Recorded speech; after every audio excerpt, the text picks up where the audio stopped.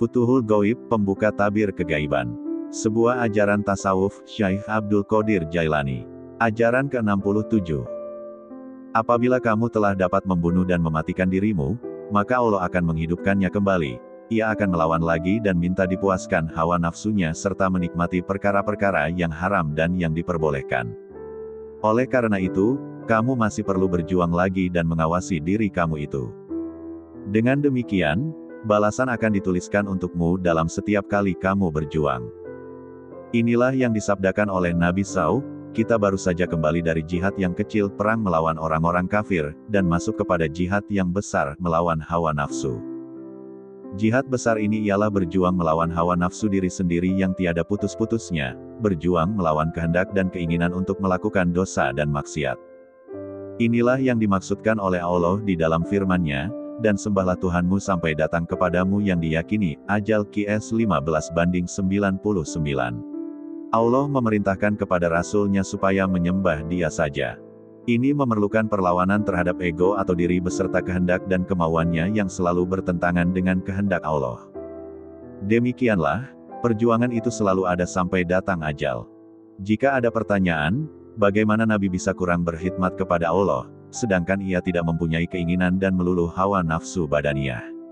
Dan Allah berfirman, dan tiadalah yang diucapkannya itu, Al-Quran, menurut kemauan hawa nafsunya. Ucapannya itu tiada lain hanyalah wahyu yang diwahyukan kepadanya. Qs 53:3-4.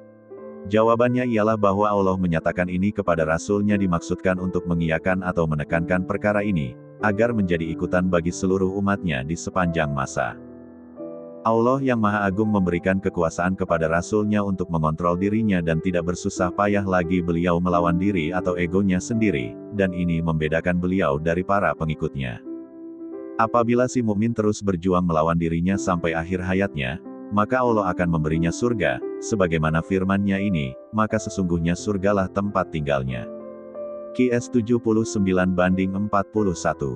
Apabila Allah telah memasukkan dia ke dalam surga itu, maka jadilah surga itu sebagai tempat beristirahatnya yang kekal dan abadi. Ia tidak akan dipindahkan ke tempat lain atau ke dunia lagi.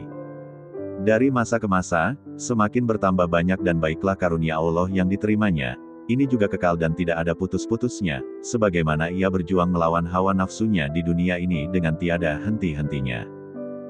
Tetapi, orang-orang yang kafir dan munafik serta orang-orang yang berbuat dosa dan maksiat, bila mereka berhenti melawan diri mereka sendiri dan keinginan mereka terhadap dunia ini, mereka mengikuti iblis dan setan, bercampur baur dengan berbagai kekufuran dan syirik, dan bergelimang dosa dan noda sampai nyawa mereka bercerai dengan badan mereka, tanpa masuk Islam dan bertobat, maka Allah akan memasukkan mereka ke dalam neraka yang penuh dengan azab dan siksa, sebagaimana firman Allah, maka jika kamu tidak dapat membuatnya, peliharalah dirimu dari api neraka yang bahan bakarnya manusia dan batu, yang disediakan bagi orang-orang kafir.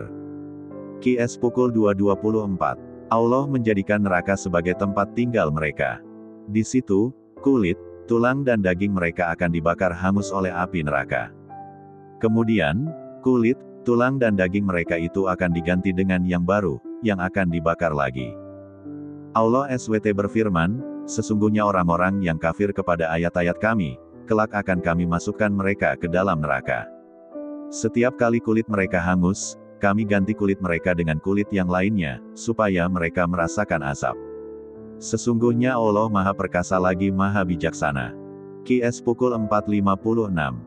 Allah berbuat demikian itu lantaran mereka telah bersatu dengan diri mereka sendiri dan dengan keinginan mereka terhadap dunia di dalam perkara berbuat dosa.